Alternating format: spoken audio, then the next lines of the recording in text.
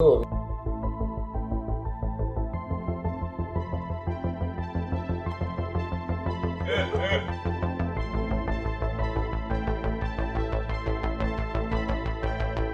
It's okay.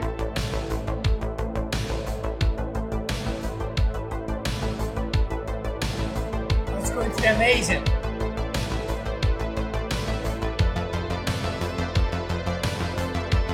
Yes.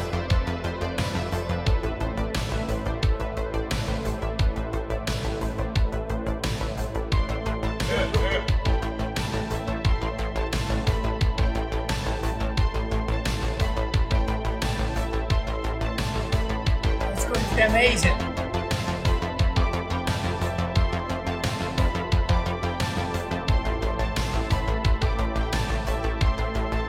That's probably enough drinks for tonight.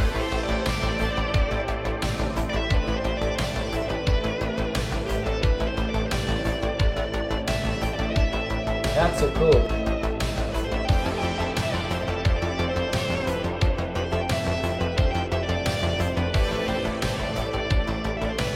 It's going to be amazing.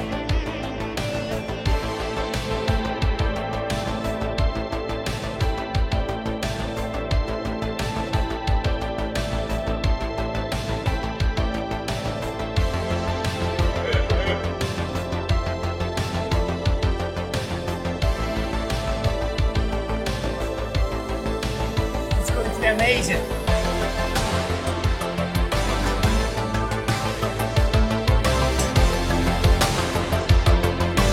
That's probably enough drinks for tonight.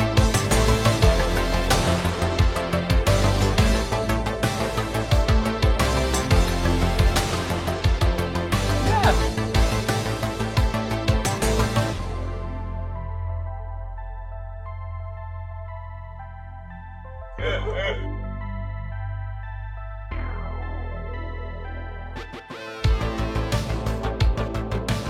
That's so cool.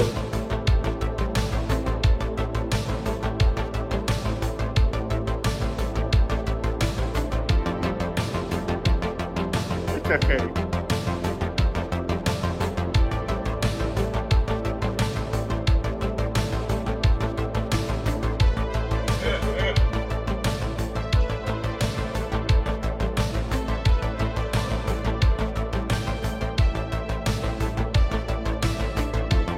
It's okay.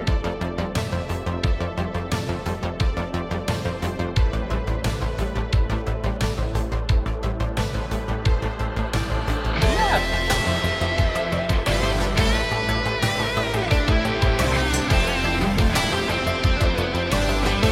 That's so cool.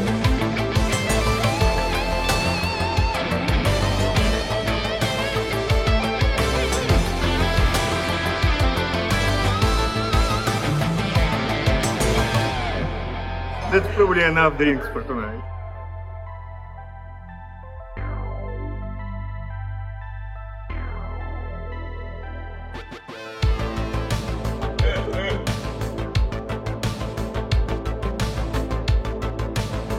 That's so cool.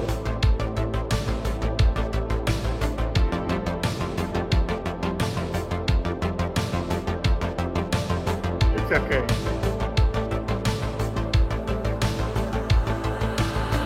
Yes.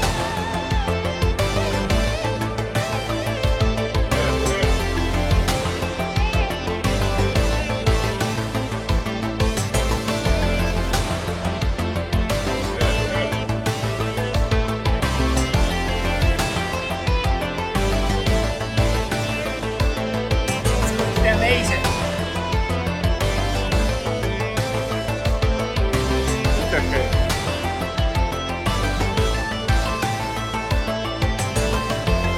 Yes.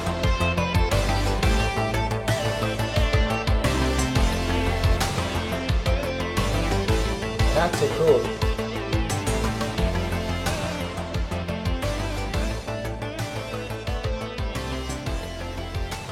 That's probably enough drinks for tonight.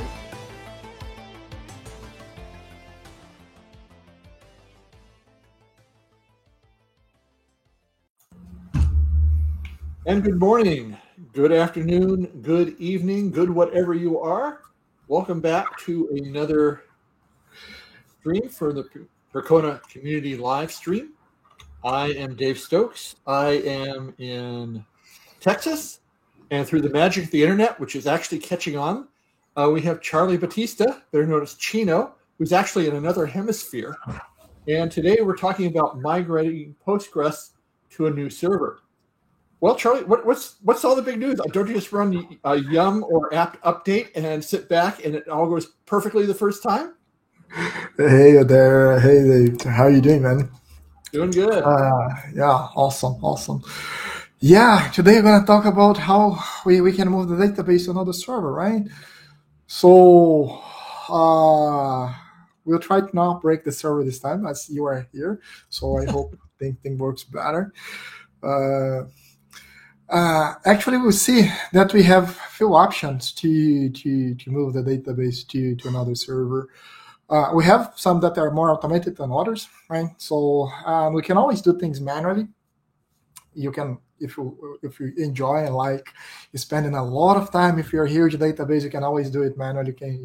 You can do a database dump and then copy the dump over the network, spinning up a new database, and then restore the dump on the other database. This used to be things we done in the past, right? So who never did a database dump before to move a huge database, right? Well, I'm old school. That's the way I used to do all sorts of updates. But these days of the cloud and everything else, don't you just create a new container and hit the go button? Well, it's possible. I think during our lives here, we're going to talk about Kubernetes and containers, right? And this is one possible way. It's not what we're going to use today, definitely. Today, we're going to use some other alternatives. But we don't need to do the old style dump either, right? We can still do things better. The last week I talked to, when it was not last week, the last stream with Matt, we used Patroni to do some automation in our database, to do the failover process and make our system more available. Patroni is an amazing tool. It's really cool. It's really nice. And we can use Patroni to move the database to another source as well, right? So we have alternatives. So basically, what is we need to do to move the database? So we need to do a copy of the database, right? So you need to do a copy of the database. We can do a cold copy or a hot copy. Like, for example, if we use a container, it's easy, but the problem is to be sure you have consistency, you need to shut down the container before we move the container to another box, right? Because you want your database to have integrity. And if you still write into your database when you're moving the data, the things around, you may have a problem. You may lose some data, or you may even end up with an inconsistent database that you cannot even be able to start, right? That's one of the problems. So we can do a cold copy. You can just stop your database. If you're using a cloud solution, you can stop your database, and then you can just move around your instance, or you can, right? So you can also have a copy of your whole file system. So if you stop your database, you can do rsync, or you can use tools like the BTRFS to move file system from one place to another one. So there are a lot of alternatives. Those are when you are working with cold data. So if you can afford to stop the database, it's really simple. You just rsync or copy or whatever do from the file system perspective. However, most of the people, they cannot afford to stop the database when they're migrating. Right? And that's when it comes to the problem. So what you do if you cannot afford to stop your database and you still need to move the data? What can you do there? Well, I grew up in an age whenever I had to do an update, I waited till Sunday evening when no one was on the system, put the logins to 0 and did it the old-fashioned way. But Yeah, I have a MySQL background, so I'm used to, well, you just replicate it over to another server and do the upgrade on the replica and then make that your primary. that's a very good approach, right? This is one of the approach that we're probably going to use today.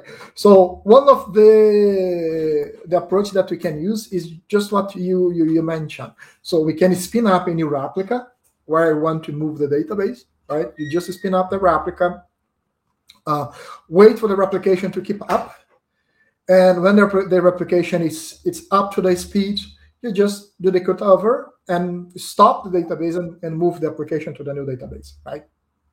So this is one of the solutions we're going to implement today. And we have two options on the Postgres world. We can use a tool named PGBase Backup. So we used it here before. We did some, the first time we used the PGBase Backup here, we failed miserably. I should tell you. So you need to be prepared because, those things happen. And Well, you never fail miserably. It's an unsuccessful attempt for a learning opportunity. It was a really great learning opportunity. We learned a lot with that failure. Yeah, I agree with you. So this is probably the best option that we have, right? So you spin up a new replica, and then we wait for that replica to keep up. And the tools, we have the PGBase Backup. So this comes already with Postgres. You don't need to install anything. It's there. It's reliable. It usually works when we do not mess up like I did last time. It works, right? Usually. And then you have the automation of those tools. For example, we can use pgBackRest. This is a third-party tool that can automate the process for you. So the advantage of PGBase, the pgBackRest, is because you can use an old backup. So, like for example, you work with incremental backups, right? You do your backup on Sunday, and then you do incremental backups every day up to next Sunday, and then you do a full backup on Sunday again, and things move this way. So you can use those backups actually. You can spin a new replica with the full backup. You apply all the incremental backups, and then you point that node to your primary. So you can save time, right? So if you're plotting things, you don't need to back up from your primary because you already have that backup. So you spin up a new node with that one, and then point to your primary. So this process can be done. If we don't mess up too much and we have time today, we can try to do it today. If not, we can always record a video and post later, right? So it's an interesting exercise to do with PGBase Backup. Those are probably the best options we have today if we cannot afford to stop your database, right? So we will start with just making a copy. It should be simple and plain, and we just use PGBase Backup, build that replica, and have our database, and then you just stop your database and move your application to the other side, right? And now is when comes another problem. Usually you don't have only your primary, you have your primary and replicas, right? So if you move your primary database to another place, how do you do with the replicas? What do you do? Well, what I've done in the past is I always had a series of very badly written scripts that would change the IP. I also did a lot of work with DNS, so it's one of those things where I knew how to do a zone reload. But I have a feeling with the databases that we're running now, especially in the Postgres world, it's not that simple. Yeah, because we have another problem. When on MySQL, the replication, MySQL uses logical replication, right? So it doesn't really do a check with the data consistency, right? So wherever you tell to your replica to go to the primary, it will. If you tell the replica, look, I want to start on this binary log on the position number 1000, binary log 1, position number 1000. Mm-hmm. It will try to replicate. It doesn't matter if what happens before on the replica. On Postgres, it doesn't work this way because Postgres uses physical replication by default. This is the standard. Most of the people that are using physical replication. I don't have numbers, but if I would have a guess, I would probably guess like at least 75% of the setups today use physical replication, right? So it's majority of the setups that use physical replication. And the problem is, on the physical replication, as the name implies, they physically replicate the whole data set, the bytes that we have there on the transactions, right? It's not just the stream of data is not just the data itself. Because on MySQL, even when you use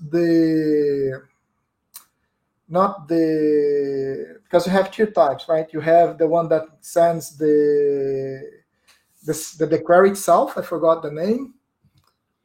Oh, the two types, the row-based replication and the one that just sends the delta. Exactly. And on MySQL, even when you have the row-based replication, that is the safest one, you still only send the data itself, right? You don't send anything else. On Postgres, actually, you're sending the bytes. So you have the binary files, the WAL files, the bytes on the primary.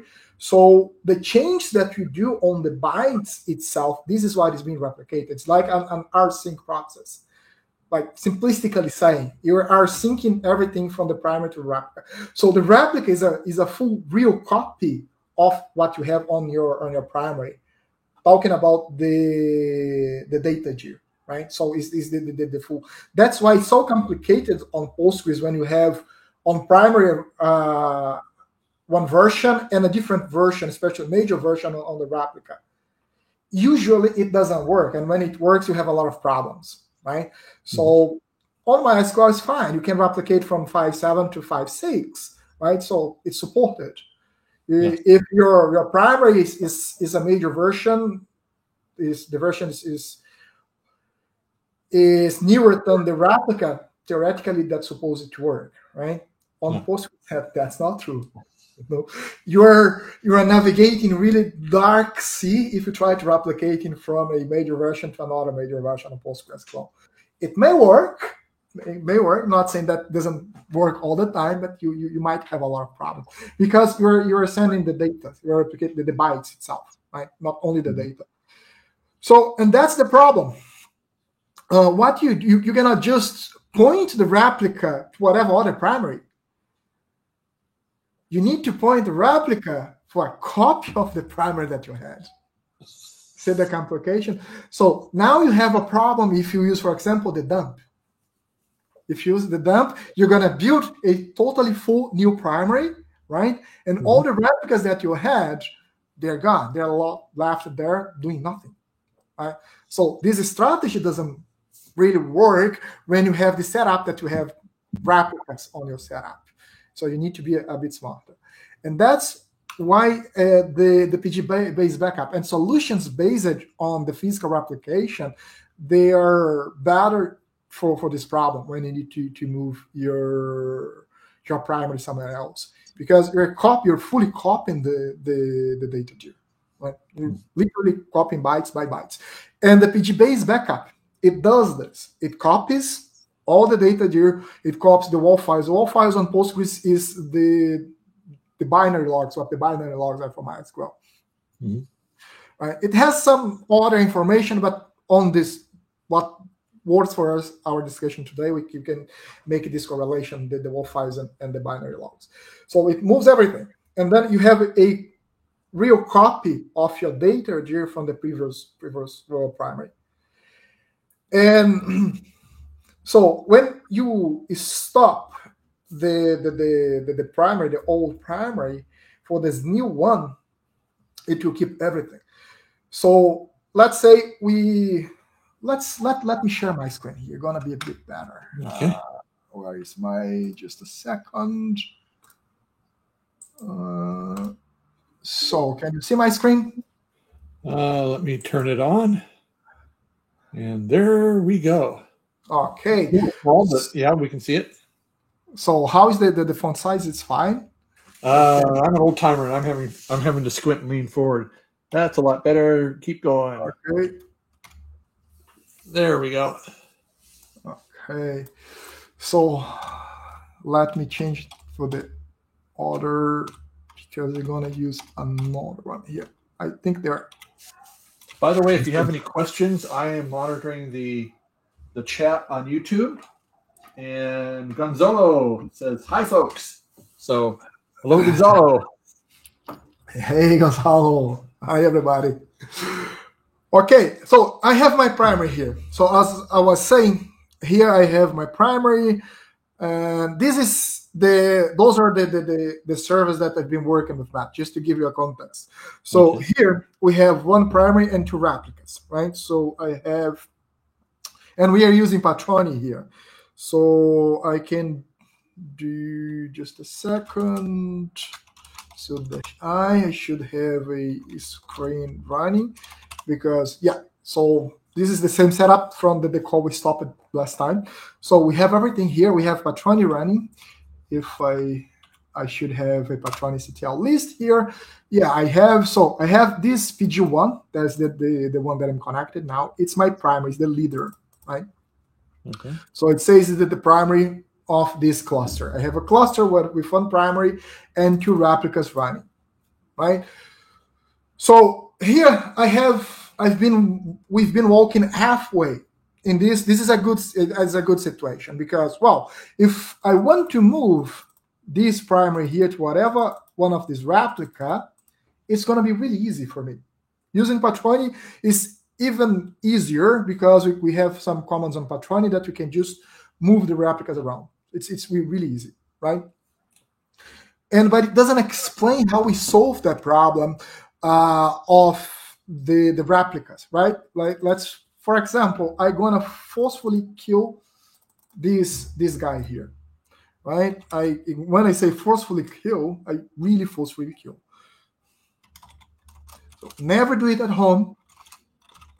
This is a trained professional, folks. You do not do this at home and without a net. Yeah. Exactly. And the adult needs to be at least 14 years old or maybe not that much. Depending on your local laws and jurisdictions, yes. Yeah. No, I love those small letters. So I got -v grep. I don't want to try to kill my grep itself. I want to get only the second parameter, which is the PIT, and I'm gonna do a Q-9. See, it's very dangerous thing, right? So there is nothing else here, no Postgres, no Patroni, nothing. So I literally killed everybody. So this here, because we have Patroni, what we should see here when we check the list is, well, we should move somewhere else, my replica. It will take a few seconds. Yeah, it identified that the primary is gone. So, and now we have a new leader. See, I told you it's really simple to move, right? So we're done today, right? So that's the call. Okay. So, but look, what happened to this replica here? If we trust and believe Patroni, we have a new primary. This one is the PG3. If I'm not mistaken, PG3 actually is this node here. This is PG3. So -I. So if I do a screen -x, see, it's saying I am the PG3, I am the leader. This is the node. So we have a new leader. If I go here, I connect to my database. I can see we have a few databases here. We have database test, -q. Let me connect to this database test here. Right? I can check my tables. I have two tables here. I have table T1, table T2. I'm going to create another table. Create table T3, right? Gonna be just simple table. I integer. That's it. Nothing fancy. I'm gonna insert into T3. Select the stuff from. we have this nice generate function in Postgres because it generates a series of numbers. So it's sort of a sequence. I'm going to insert here 1 million rows. So at this point, I should be able to have 1 million rows on this table. Oh, goodness. I want to count, not select all of them. Okay, I have 1 million rows on this node. But remember, this is my primary, right? And if we go back to our info here, where are we? On the, yeah, this is the one that we killed. We still left with one replica. Mm-hmm. What happened to that replica? Do we have the data inside of this replica? You should have. But why? We didn't do anything, right? We didn't move anything. So yeah, we believe Patroni will do that for us, right? So we should have the data. Yeah, I agree with you. If we believe that Patroni does a good job. Let's check. So this is my replica. See, this is, I am the secondary, I'm PG2, and I'm following a new leader. This is a good thing. It's following the leader that's PG3. Before it was it's following the leader that was PG1. So let's check. So this is the replica, and we are on test. Select, count, star from T3. And yeah, here we go. We have the data. So it looks magic, right? It's awesome because, well, that worked. Mm-hmm. But the thing is, how does it work? How does Patroni or Postgres or whoever does this thing, how does that work? Because remember what happened is we killed one node that was a primary. Mm-hmm. That node was moved to somewhere else. This somewhere else, let's say node B, was elected as a new primary. But we're still left with replica. And this replica was moved to that new primary. And remember that what I told you on Postgres, it uses physical replication, right? Mm-hmm. So it's not as easy, as simple as should be like MySQL, but like it was quite easy. So what is the trick? What is the magic? How does that work? Any guess? No. Okay, that's fine. That's why I would be really surprised if I yes, because, well, would be, you know, you would have killed my groove if you said yes. Okay, let me come back here for the old primary. So I'm going to the data gear. My data gear is var lib Postgres SQL 13 main. So this is my data gear. I have all my data here. And one folder that is very important is this folder here, pgwall. Mm-hmm. This is where we have the wall files or the binary logs. And one thing that we have here, if we can check here, if you pay attention, all the files start with this 0, 0, blah, blah, blah, 1. See? Mm-hmm. We have this 0, 1 history, and then the 0, 1 with everything else, right?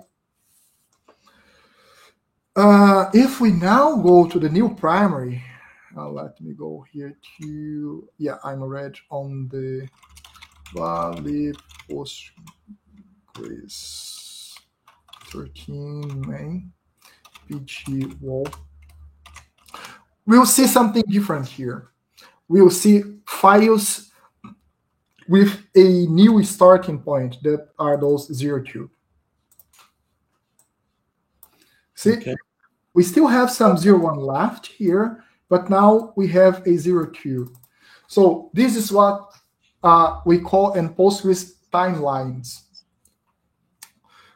So the Postgres, it has every time that you promote one replica to a primary, it creates a new timeline. That's a timeline for that primary. So, and for example, we have in this cluster here, we have three nodes, right?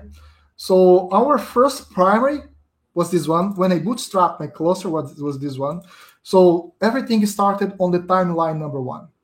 This is the beginning of the history of this cluster, is the timeline number 1, right?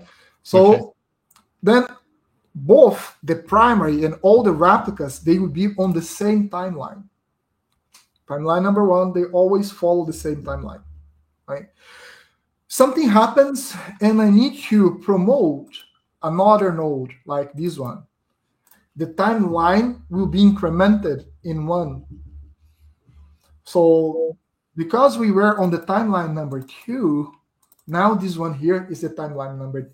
We are on the timeline number 1. Now this one here is on the timeline number 2. What happens if I kill this database? Remember that kill command that was pretty nice? I'm going to copy and paste because I don't want to type it again. I can save some time. So remember, this is my new primary, right? And what I'm going to do is I'm going to just kill my new primary. What is your guess after this point? The other one will be promoted, will not be promoted, will crash. What do you guess?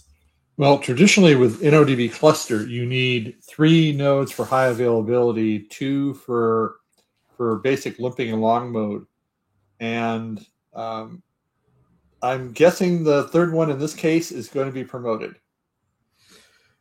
Oh, I'm so sorry for your guess. Oh.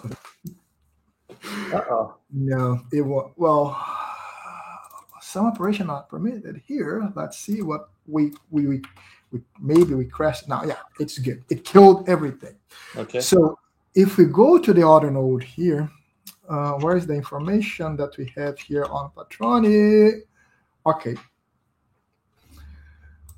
See, it didn't realize it yet, but now it realized that the node, just realized it now that the other node was gone. So, but see, it's not the primary. It's not saying I am the primary. I mean, I'm the leader, just like the other one said that the leader, right? Okay. And this, what happens is, just like on InnoDB cluster, remember that you need to have the majority to have consensus. If we have 3 nodes and one of them crashes, you are left with 2 out of 3 nodes, right? We're not left with a cluster of 2 nodes because the other one crashed. It didn't leave the cluster. If another node crashes, then we're left with 1 out of 3 nodes in the cluster. I'll stop this for now. Because now that you only have 1 node out of 3 in the cluster, you lost the primary component because you don't have majority anymore to make a voting for those nodes. So you can have a split brain situation, right? This is the same problem that we have here. So the last one is left with a crashed cluster. This is different, for example, if you leave the cluster in a good way, not crashing. You can just go there and tell Patroni, look, I want to stop this node. I'm not crashing, right? I want to stop this node. So the node size is going to be downsized. I mean, the cluster size, not the node. The cluster size will be downsized, right? Now, instead of having 3 nodes in the cluster, you have 2. And you can still leave, the other one can leave as well in this sense, so they will downsized, and then you are not left with a cluster with no quorums. This is a very important difference. Crash and when you gracefully leave the cluster. If you gracefully leave the cluster, that's okay. If you crash, then you have a problem. Okay, now I stopped all of them here as well. So we should not have Postgres running here, right? So we don't have any Postgres running here. I'm gonna start Postgres here manually. because I don't want Patroni to messing up with our test at the for now. Okay. I'm gonna start it manually here. So it's just started the Postgres. We have a Postgres here without Patroni. So I can do a PSQL to the database test. So our tables is still here. Remember the table T3 that we created. So what if I don't know, I create another table. Let me just drop this table. Drop table T3. What happens if I press enter here? Well, since it's not part of the Patroni cluster, it should only work on that one node, I'm hoping. What if I tell it doesn't work at all? Oh, it did. And it did because it was promoted. Ah. You know? So ideally, what would happen is this node not be promoted. And we can double check if it was promoted, because remember what I told you, if the node was promoted, what changed?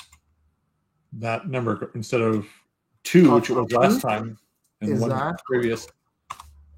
Now we should have 3. See? It has a new history line. So this node was promoted.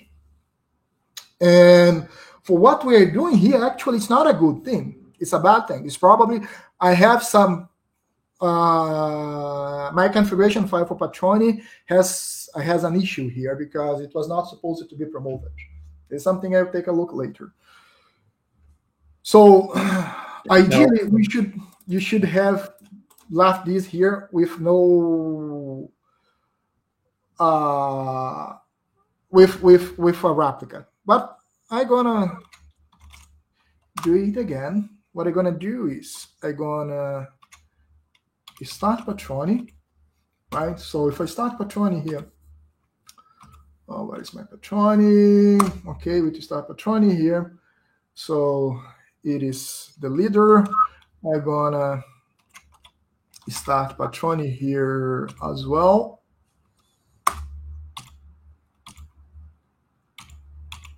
And here I don't have the Patroni command. I can just copy from here. That's easy. Because we didn't put this on systemctl for those 2 nodes, only the other one. It's something we need to fix, but not now. Oh, I copied the wrong one.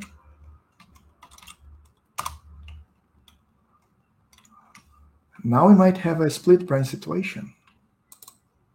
That would be really fun and nice to investigate. So I want to start Patroni here.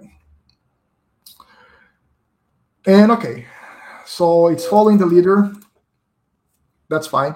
What I want to do is I want to stop Patroni here, and I want to stop Patroni here because I don't want Patroni messing up with our test. So here we're left with a replica, right? I'm going to just restart my database, nothing fancy. And okay, looks like I have a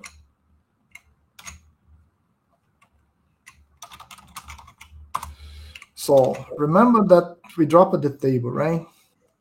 Yes, sir. Let's try to create that table again.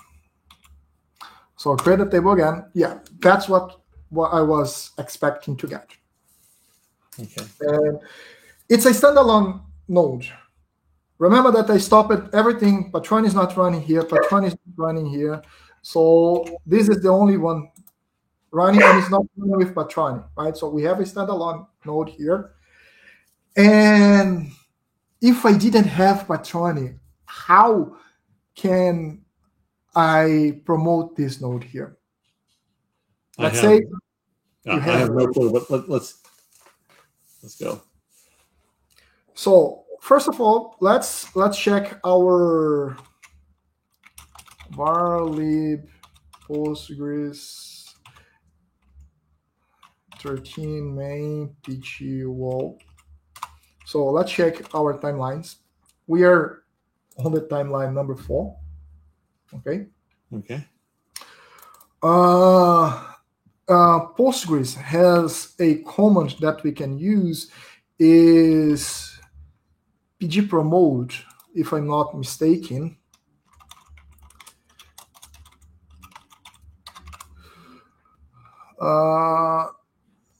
Where is my, yeah, is select pgpromote. So this will promote, and I think it's a function. It will promote this node to a primary. Yeah, it did. It promoted this node to a primary. And because it promoted this node to a primary, remember what I said? You have a new timeline because we have a new primary database here, right? Every time that we do. And this is what it will help the replicas to follow the primary. So if this replica here, I can manually change. Let's do what I'm saying. I have some configurations file here.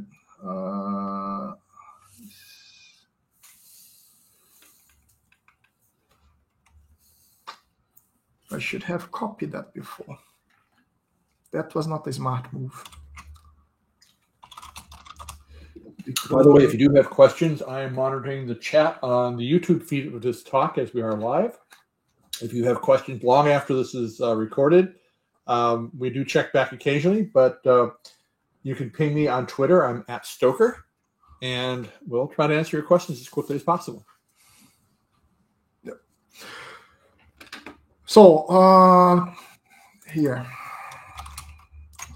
Postgres has this configuration file that we can tell to the database that we want to replicate for another database. The first things we need to tell the database is that this is a standby. We are in a standby mode.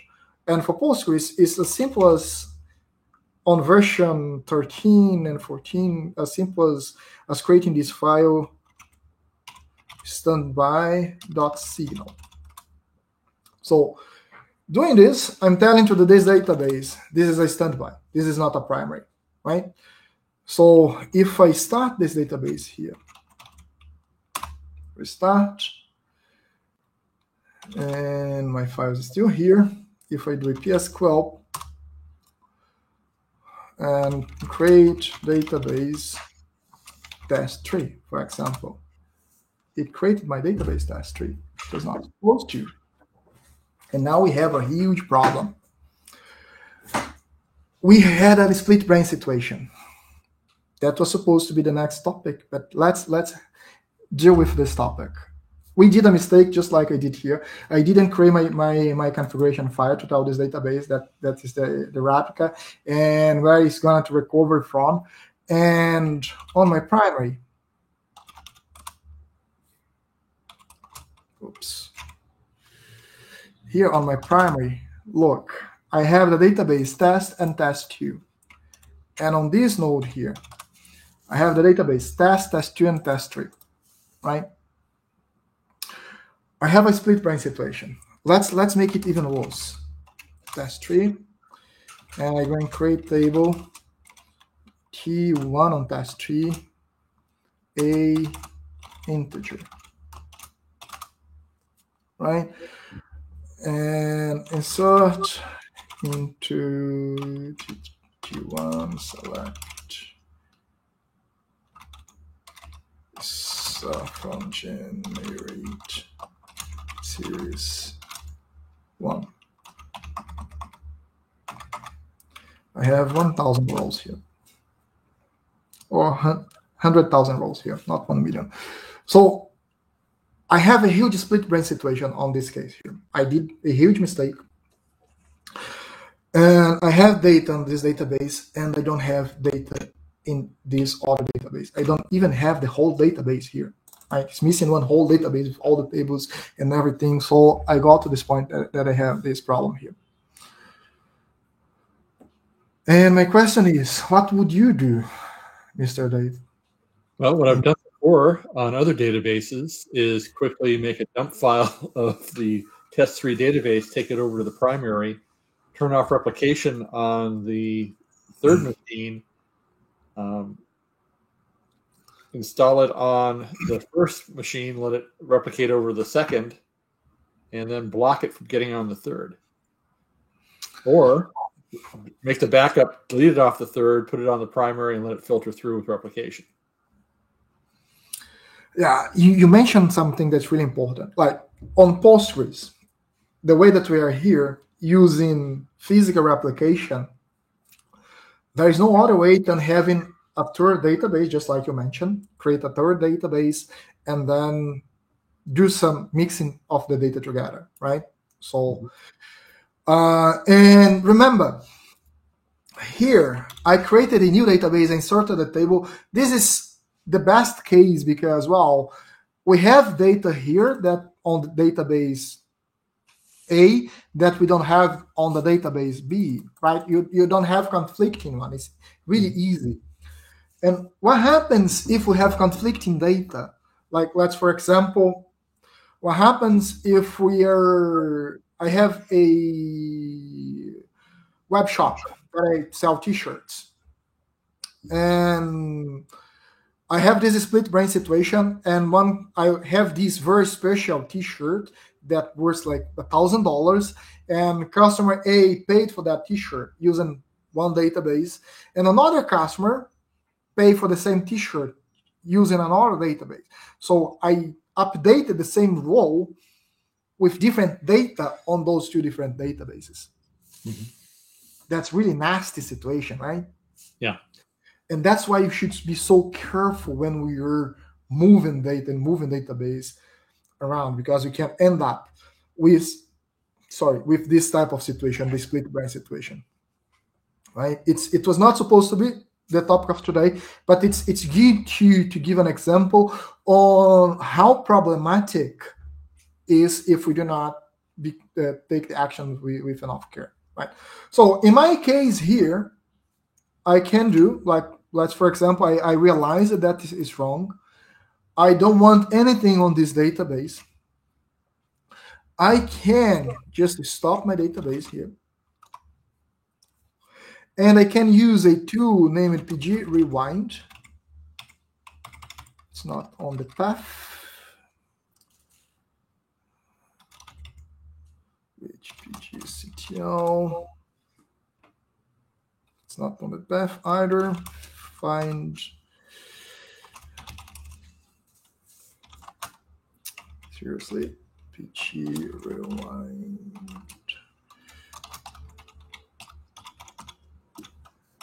So let me find where the tool is. Okay, Postgres has this tool here. That what it does is, remember our timeline things, right? So it will check the latest timeline here that is up to date with the timeline of this server and rebuild the database based on those timelines. So we're making this database another copy of the other one. This is what can be done with PG Rewind. So, but it's a dangerous tool because I'm gonna lose all the change that I've done here. If I do, now we're gonna use a PG Rewind here because I want to just come back. I realized that I made a mistake, and this data I can just ignore, right? It can be discarded. This data is not important data. But if it's important data, so one thing that we should have done is create a third database like this one here, consolidate the data. We can use logical replication on Postgres to consolidate the data. So keep replication for both database for some point, for some time. And then we make this one the primary database again, and everybody gonna follow. But it's a manual approach. There is no automation to solve problems with a split brain situation. Depending on the problem with a split brain situation, it's really complex to solve. We eventually gonna lose some data, right? So, and this is why we need to be careful. But okay, so what I want to do here is I'm gonna use the PG Rewind. I never remember the parameters. So we need to tell There's another problem to use PG Rewind. We have some parameters when we start the database, the configuration that I probably have not set to true here. So the -t, this is var lib Postgres and 13 main. This is our data here. And -age is the IP of this guy where we're gonna copy from. So the IP here, I hope. Oops, what just happened here? Let me change the format to see if I can get this a little Yeah. better so people don't have our pictures over the.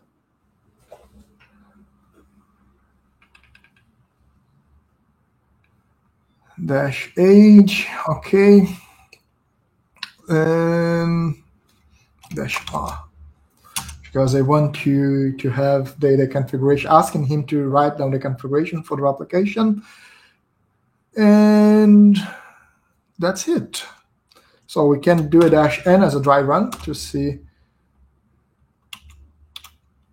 Okay. Oh,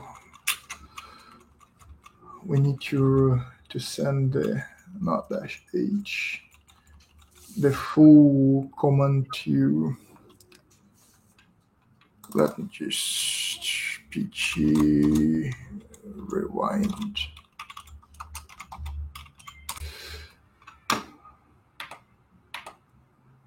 And just get an example here, as I never remember on top of my head.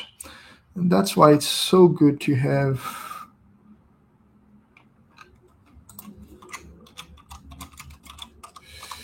okay.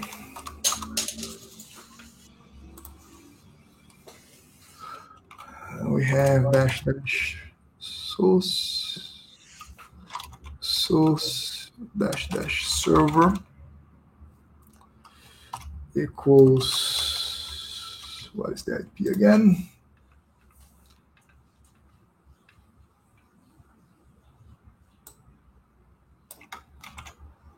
Yeah, this is the IP. We can specify port, we can specify the user, and the user here.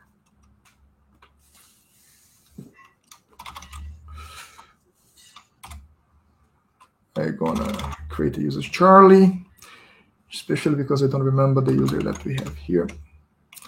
So create user Charlie, identified by, not identified, that's possible, that's password UAZ123, very secure password. Well, if Charlie exists, then we just do an alter user. Okay, so let's try here.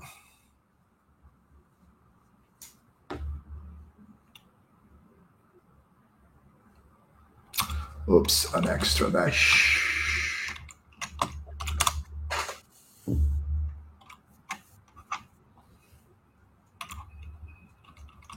Of course, I need to tell that this is the host, right? Host and host.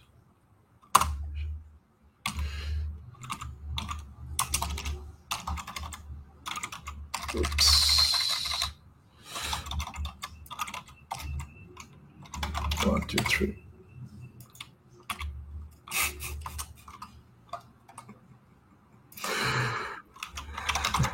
Equals Postgres. Hope that's all. Okay. Okay, that worked after 30 minutes trying.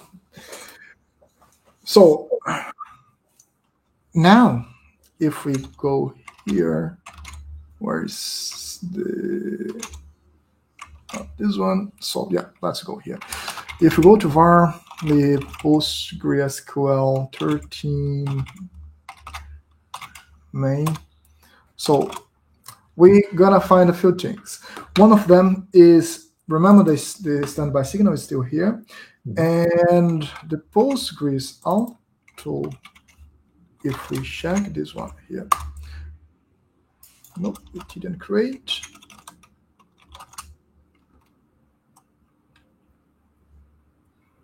It was supposed to create the recovery file.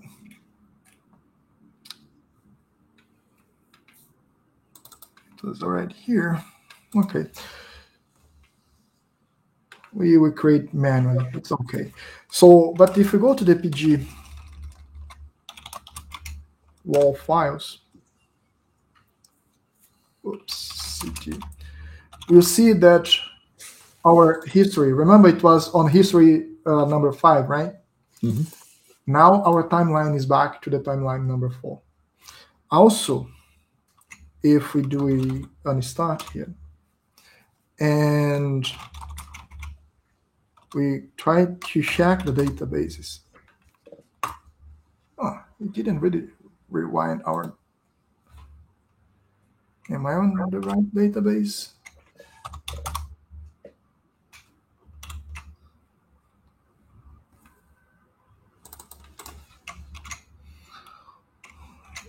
It didn't do any error message, did it?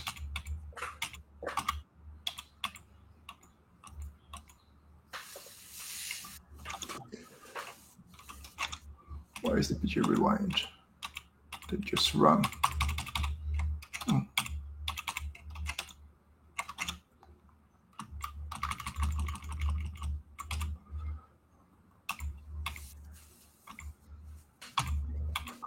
PG wall, Postgres, main here. So we're sending to there.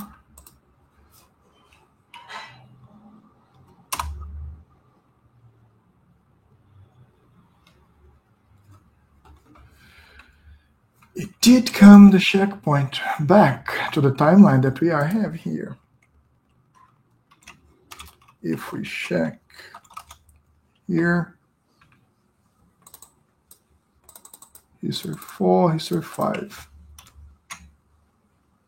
But here,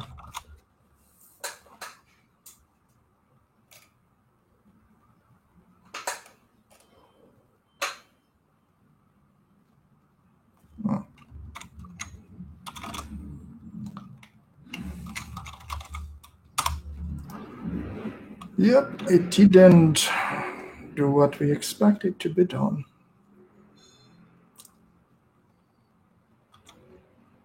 And yet, I suppose our database is in there. And if you go there, our table is there. Oh no. Well, at least it dropped the table. Okay.